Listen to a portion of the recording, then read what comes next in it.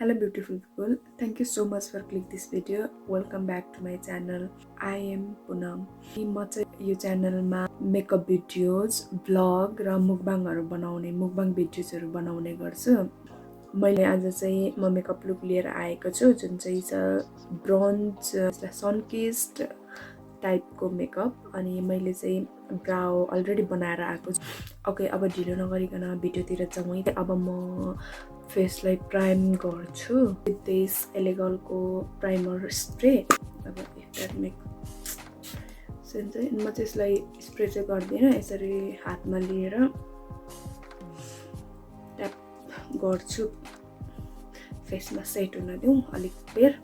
त्यतिन्जेलको लागि चाहिँ म फाउन्डेसनलाई मिक्स गर्दै गर्छु अनि I am using the L'Oreal प्यारिसको इन्फेलेबल प्रो ग्लो यो फाउन्डेसन युज गर्दैछु। अनि म चाहिँ यसमा चाहिँ यो फाउन्डेसनमा चाहिँ यो स्ट्रप क्रिम नै मिक्स गर्छु। यो पनि हो मिलानीकै स्ट्रप लाइट लिक्विड हाइलाइटर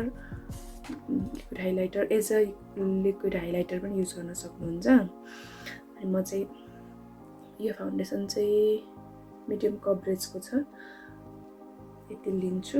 अहिले चाहिँ अलिक थोरै नै, किनभने फेरि चाहियो भने यसलाई अर्कोचोटि एड गरेर डबल कोट गर्न सकिन्छ। स्ट्रप क्रिम मिक्स लगाउँदाखेरि मिक्स गरेर लगाए भने चाहिँ ग्लो आउँछ के, त्यो हाम्रो जुन फेसमा ग्लो हुन्छ नि, यसलाई चाहिँ अलि नेचुरल तरिकाले देखाइदिन्छ। त्यही भएर म चाहिँ यसलाई मेरो हातमै मिक्स गरिदिन्छु यसरी। सो हजुर मेरो प्राइमर अघि लगाएको थिएँ, त्यही भएर लगाइरहेको चाहिँ फाउन्डेसनलाई। अनि मेरो फाउन्डेसनको सेड चाहिँ 205 न्युट्रल बेज सेड चाहिँ मलाई चाहिँ मेरो फेस चाहिँ एकदमै ऑयली फेस हो, तर पनि म ऑयली फेस भयो भने मलाई चाहिँ म्याट फाउन्डेसनहरु चाहिँ मन पर्दैन क्या। त्यही भएर म चाहिँ अलि मेरो बेस चाहिँ ड्युई नै राख्छु। Dewy whatever if I am pronouncing this word correctly, dewy नै राख्छु। त्यही भएर यो स्ट्रप क्रिम मिक्स गर्दाखेरि चाहिँ अलिकति त्यो नेचुरल ग्लो पनि दिन्छ। फर्स्टमा चाहिँ अब फुल कभरेज बेस मन पर्छ भने चाहिँ पहिला एकैचोटि बाक्लो गरेर नलिने फाउन्डेसनलाई पहिला थोरै लिने अनि एक लेयर ब्लेन्ड गरिसकेपछि चाहिँ अप्लाई गरिसकेपछि चाहिँ सेकेन्ड कोट लगाउन सकिन्छ। हेयर लाइन कहिले पनि नबिर्सिने। कन्सिलर चाहिँ म एलेगलको यो प्रो एचडी कन्सिलर लगाउँछु।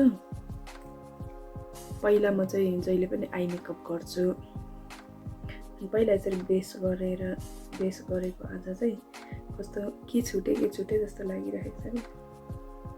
अनि यसलाई चाहिँ म यहाँसम्म मात्र गर्छु, यहाँ माथि लैजादिनँ। यसलाई चाहिँ म यसरी माथि लैजान्छु, ब्लेन्डमा जुन यहाँनिर हुन्छ नि यो ब्लेन्ड गर्दा प्रडक्ट, त्यसले चाहिँ माथितिर यसरी लैजान्छु, जसले चाहिँ कभर गरिहाल्छ। मेरो आवाज सानो आइरहेको होला है, किन म सानो राति भएर हो कि आवाज सानो हुँदो रहेछ कि क्या। अनि अब कहाँनिर अलिकति कभरेज चाहियो जस्तो लाग्यो, पाउडरले सेट गर्छु। यो पाउडर चाहिँ हो, यो चाहिँ मिनिसोको पाउडर हो। यसलाई चाहिँ पहिला लिने अनि यहाँनिर ब्लेन्ड गर्छु, ट्याप गर्छु यसरी, एक सिसालाई चाहिँ यसरी निकाल्छु, यहाँनिर यस्तो रहन्छ। अनि मेरो फेरि कन्सिलर लगाएको ठाउँमा चाहिँ अलिकति क्रिज बस्छ, त्यस क्रिज बसेको क्रिजलाई चाहिँ फेरि ब्लेन्डरले ब्लेन्ड गर्ने पहिला, अनि यसले सेट गरिहाल्ने।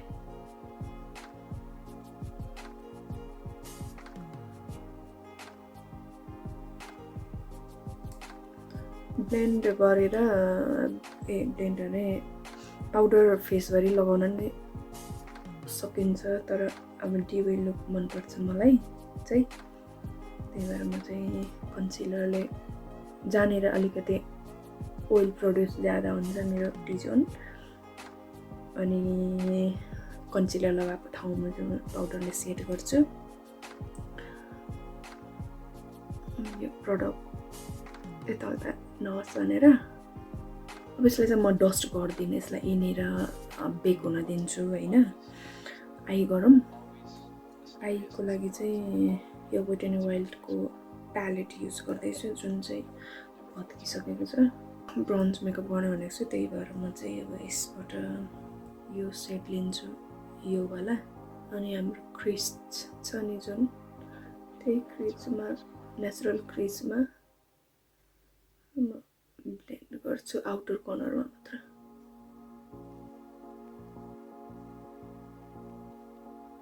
अनि जुन नेचुरल क्रिज छ त्यही क्रिजलाई फलो गरेर ब्लेन्ड गर्ने। यही ब्रस लिन्छु म, अनि योभन्दा डार्कर सेडले फेरि कर्नरमा ब्लेन्ड गर्छु। एकदम पिगमेन्ट छ यो प्यालेट चाहिँ,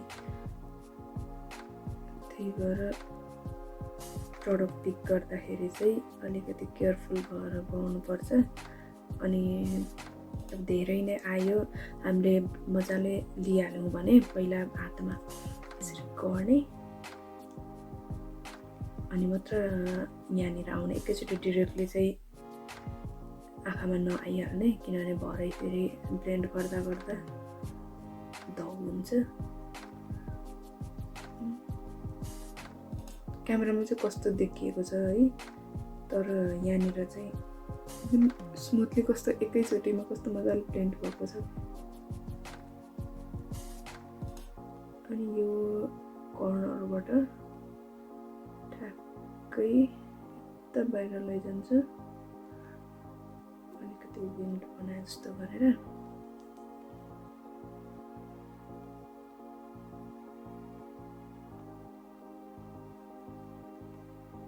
म टिकटकमा पनि साँच्चै मेकअपको भिडियो बनाउँछु, टिकटकमा पनि चेक गर्न सक्नुहुन्छ मेरो मेकअप भिडियोहरू। अर्को क्लिन ब्रस लिने होइन, अनि माथिकोलाई चाहिँ यसरी ब्रस गरिदिन्छु। यसरी चाहिँ मजाले यहाँ यो स्याडोलाई ब्लेन्ड पनि गरिदिन्छ, अनि माथि भएको एक्सिसलाई मेटी पनि दिन्छ। यस्तो गर्यो भने चाहिँ यहाँनिर आयो। एउटा क्लिन ब्रस लिन्छु, अनि यो सेटले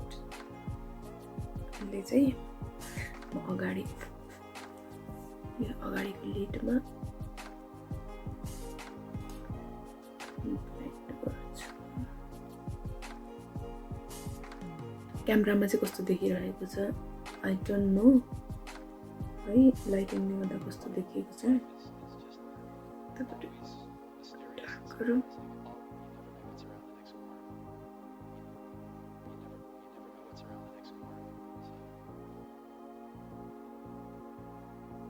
यही प्यालेटबाट यो डार्क सेड जुन चाहिँ त्यो लिन्छु, अनि यसैलाई फलो गरेर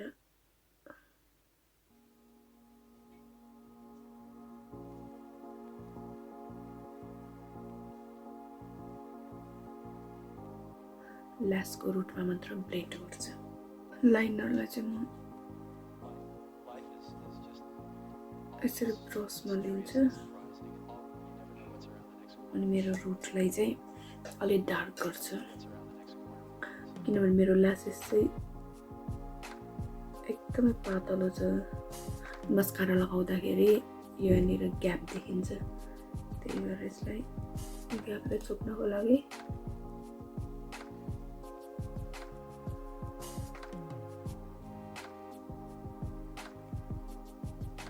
this mascara is from Leon Beauty. Lashes लगाउँछु। यो ल्यासेस चाहिँ मैले इन्द्रचोकबाट लिएको हो। यो चाहिँ बन्चमा आउँछ, एउटा ठुलो प्याकेटमा 5वटा कि 6वटा हुन्छ। And this is perfect for hooded eye. Look at this. सानो सानो हेयर, सानो सानो हैन, छोटो छोटो। यो हामीले जुन अघि पाउडरलाई राखेको थियौँ नि बेक गर्नको लागि, त्यसलाई चाहिँ अब डस्ट त नगरौँ, यसलाई यहीँनिर यसरी प्रेस गरिदिउँ, किनभने यो यहाँनिर स्किनमा हाम्रो मेल्ट भइसकेको छ।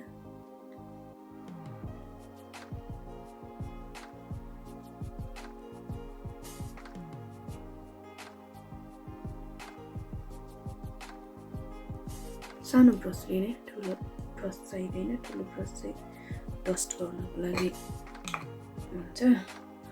अनि यो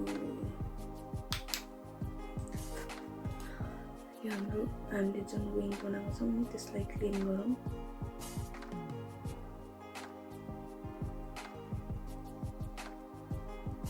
पाउडरले नै, किनभने नेचुरल देखिन्छ।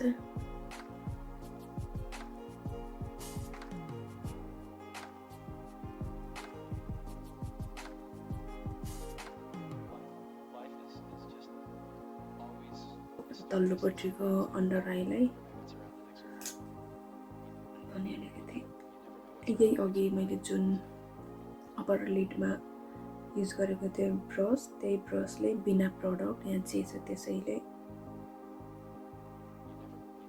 ब्लेन्ड गर्छ।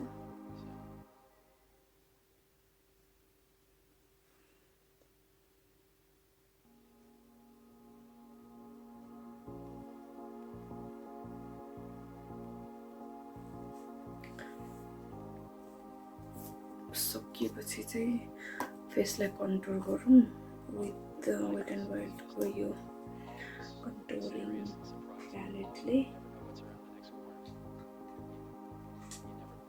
I'm using a small brush again.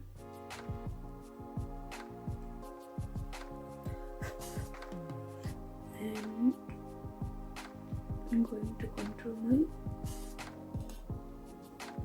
यतापट्टि कन्टुर गरेँ, यतापट्टि छैन। And you can see the difference है। यतापट्टि अलिकति यस्तो देखिएको छ भने यहाँनिर अलिकति यस्तो देखिएको छ। सनकिस्ट भनेको छौँ नि त, सनकिस्ट लुक भनेको छौँ नि त। सनकिस्ट लुक भनेपछि चाहिँ अब हाम्रो सनले ज्यादा हिट गर्छ फेसको हाई पोइन्टहरूमा, त्यसलाई चाहिँ अलिकति ट्यान जस्तो गरिदेऊ, ट्यान सन ट्यानको इल्युसन क्रिएट गरिदेऊ हैन। फोरहेडको हाई पोइन्टमा, चिकको हाई पोइन्टमा, नोजको हाई पोइन्टमा, चिनको हाई पोइन्टमा, आईको क्रिजलाई कनेक्ट गरेर यसरी यहाँसम्म ल्याउँछु।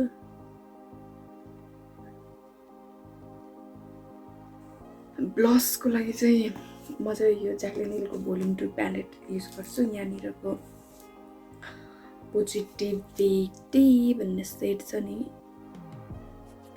यो वाला, यो चाहिँ पिच टोनमा छ है। अनि यो चाहिँ एकदम राम्रो ब्लस बन्छ के। You can see those pigments. फेरि मैले लिए डिरेक्टली यहाँनिर नगर्ने, एक्सिसलाई ट्याप गर्ने पहिला,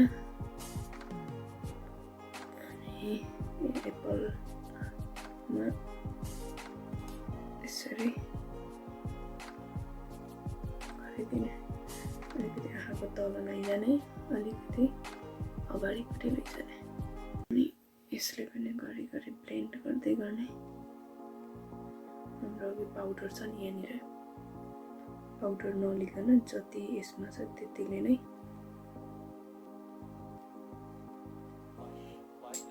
अब यही हामीले ब्रन्जर युज गरेको ब्रसले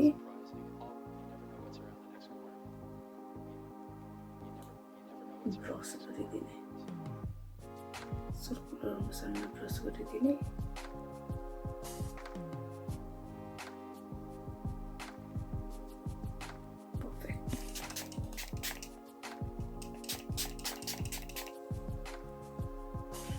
यसको स्मेल, यसले पाउडरलाई सबै मेल्ट गराइदिन्छ। अनि अनि हाम्रो अझ फ्ललेस देखिन्छ हाम्रो बेस चाहिँ। सुकाउँ। यो चाहिँ जोडानाको हट कोकोआ भन्ने सेड हो।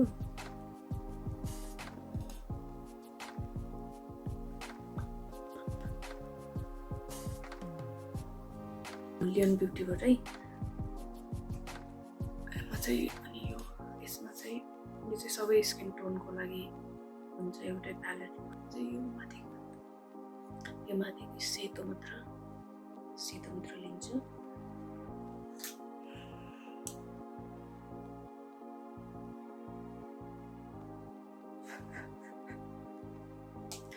अनि हाई पोइन्ट अलिकति लगाउनु अनि हाई पोइन्टमा मात्र यसलाई चाहिँ यसो गरिदिने पहिला त्यहीपट्टि लगाउने भयो। यसलाई चाहिँ यसरी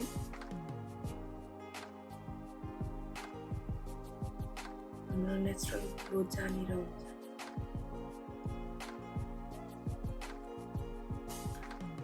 त्यहाँनिर यसैले ब्लेन्ड गरिदिनेछ। सबैतिर यसरी गरिदियो भने चाहिँ हाइलाइट लगाएको जस्तो देखिँदैन। नेचुरल ग्लो गरेको स्किनले नेचुरल ग्लो गरेर आएको छ जस्तो देखिन्छ। फेरि एकचोटि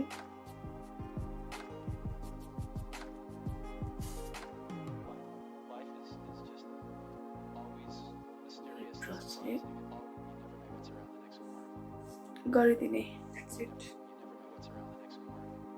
And our makeup is done.